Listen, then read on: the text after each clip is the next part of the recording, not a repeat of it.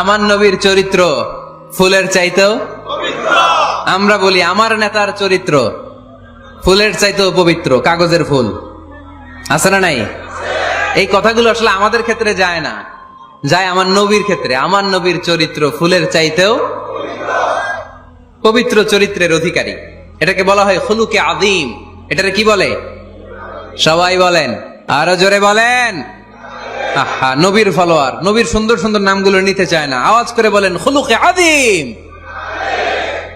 আরবিতে খুলুক মানে চরিত্র, খুলুক মানে এটার বহুবচন আখলাক। আখলাক তো বুঝেন, বলি না লোকটার আখলাক খুব ভালো, স্বভাব চরিত্র ভালো। তো আমার নবীর স্বভাবকে এত অনুপম, এত সুন্দর করে আল্লাহ কোরআনে তুলে ধরেছেন। আল্লাহ এটার নাম দিয়েছেন খুলুকে আযীম। কি নাম?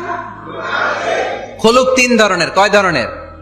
খুলুকে হাসান, খুলুকে কারীম, খুলুকে আযীম। আই রিপিট, খুলুকে হাসান, খুলুকে কারীম, খুলুকে আযীম। আবার বলি, খুলুকে হাসান, খুলুকে কারীম, খুলুকে আযীম। খুলুকে হাসান মানে সমান সমান, উনিও ধমক দিছে আমিও ধমক দিছি, এটা খুলুকে হাসান। আমি তো খারাপ কিছু করি নাই, আমি অতিরিক্ত জুলুম করছি নাকি ওনার উপরে? উনিও ধমক আমিও ধমক, সমান সমান, এটা খুলুকে হাসান। নবীর এটা ছিল না।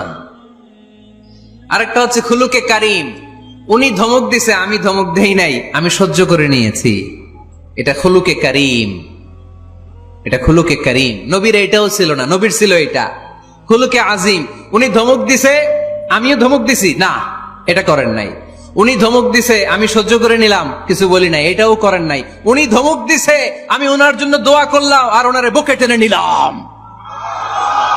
আমি ওনারে ভালোবাসতে শুরু করলাম, ওনারে কাছে টেনে নিলাম, ওনারে বুকে জড়িয়ে ধরলাম। সুবহানাল্লাহ পড়তে পারলেন না? এটারে কি বলে? আমার নবীরটা মনে হয় খুলুকে হাসান ছিল, খুলুকে কারীম ছিল। আমার নবীর চরিত্র কি ছিল? এজন্য আল্লাহ বললেন ওয়া ইন্নাকা লাআলা খুলুকিন আযীম। নবী হে, একটা অনুপম সুন্দর চরিত্র দিয়ে আমি আপনারে তৈরি করেছি। সুবহানাল্লাহ পড়েন। অনুপম চরিত্র, খুলুকে আযীম। খুলুকের ব্যাখ্যা শেষ, এবার ব্যাখ্যা হবে আযীমের। আযীম মানে সুমহান।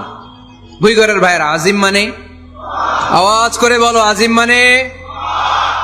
নবীর চরিত্র সুমহান চরিত্র। আযীম শব্দটা আল্লাহ কোরআনে যেন তেন জায়গায় ব্যবহার করে না,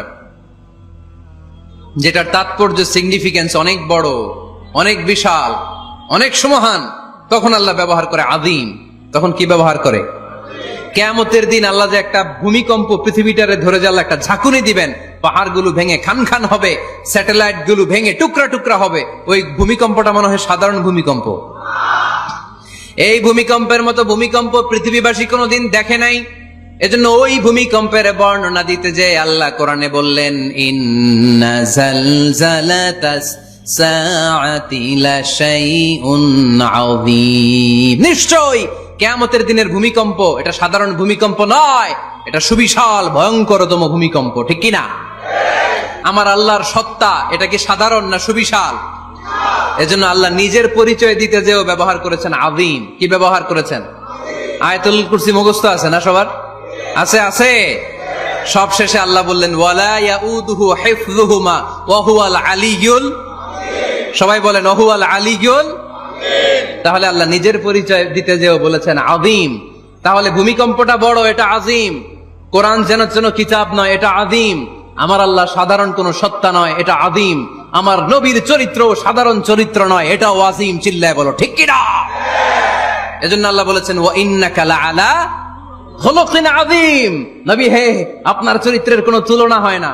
এত সুন্দর, এত অনুপম চরিত্র আপনার চরিত্র, এক মাথা থেকে পা পর্যন্ত এক ফোঁটা কালো দাগ ফেলানোর মতো কোনো সুযোগ আপনার চরিত্রের ভেতরে নাই। চিল্লায় পড়েন আল্লাহু আকবার। এজন্য কোরআন আমাদেরকে জানিয়েছে ওয়া ইন্নাকা লাআলা খুলুকিন আযীম। নবী হে, আমি আপনাকে সুমহান চরিত্র দান করেছি। সুবহানাল্লাহ। তাহলে কোরআন যেটা আমাদেরকে জানালো, আমার নবীর চরিত্র ফুলের চাইতেও সুমহান চরিত্রের অধিকারী, সুমহান চরিত্রের অধিকারী। সুবহানাল্লাহ পড়েন। আমার নবী হলো আলোর মশাল। আমার নবী কি? আরো জোরে বলেন। আলোর মশাল দেখছেন আপনারা? কে কে দেখছেন? বাকিরা কি দেখছেন? হারিকেন।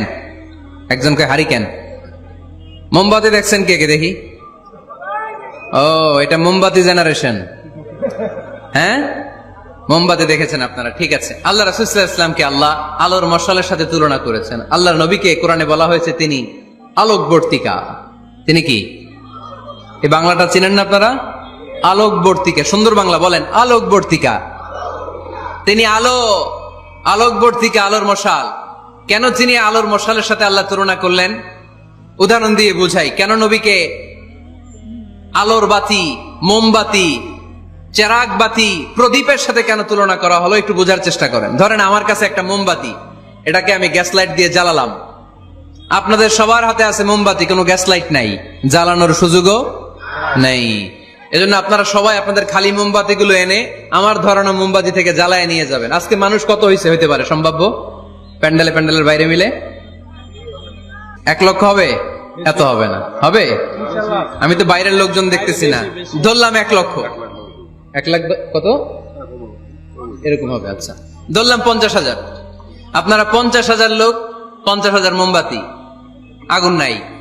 আমার হাতের মোমবাতি, এটা জ্বালানো মোমবাতি।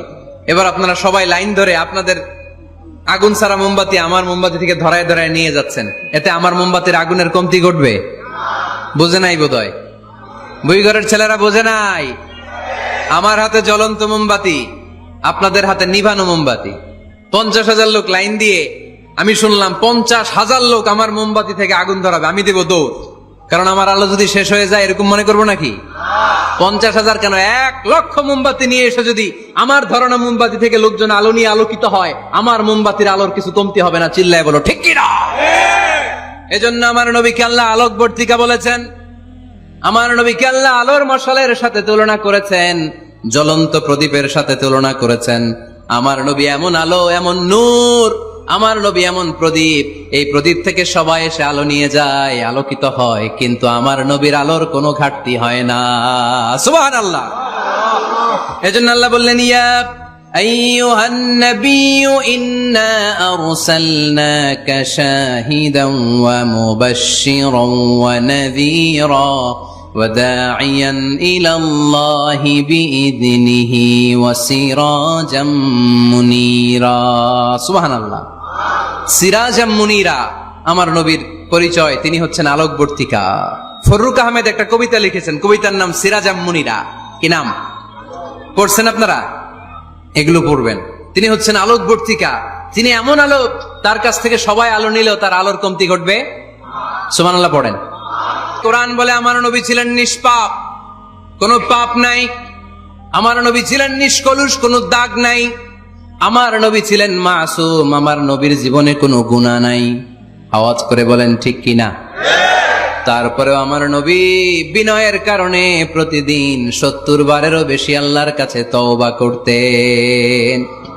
নবী যদি গুনাহ ছাড়া করে 70 বার, আমরা গুনাহ নিয়ে তওবা করা দরকার কয়বার? আমাদের গুনাহ আছে না নাই?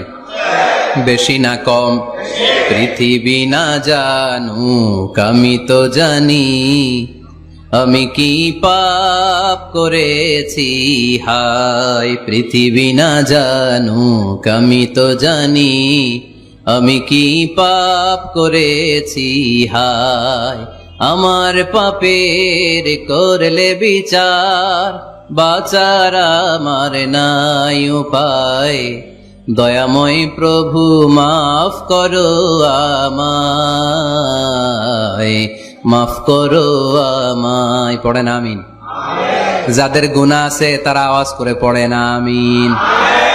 লিয়াগফির লাকাল্লাহু মা তাকদ্দামা মিন যামবিকা ওয়া মা তাআখার। নবী, আপনার আগের আপনার পরের কোনো গুনাহ নাই, সব আল্লাহ আমি ক্ষমা করে দিলাম। সব ক্ষমা করে দেয়া হয়েছে। তাই যিনি মডেল হবেন তার গুনাহ থাকতে পারবে না, তার দাগ থাকতে পারবে না, তার মধ্যে কোনো দোষ থাকতে পারবে না। তিনি হতে হবেন নিষ্কলুষ, তিনি হতে হবে নিষ্পাপ, তিনি হতে হবে মাসুম। তাই আমার নবী আমার মডেল। চিল্লায় বলো ঠিক কিনা? এজন্য কোরআন বলেছে নবীর কোনো গুনাহ নাই, নবী মাসুম, নবী নিষ্পাপ, নবী নিষ্কলুষ। তাই নবী আমাদের মডেল হওয়ার যোগ্যতা রাখে কি রাখে না? আমাদের মডেলের নাম মুহাম্মদ। চিল্লায় বলেন কি নাম? আরো জোরে কি নাম?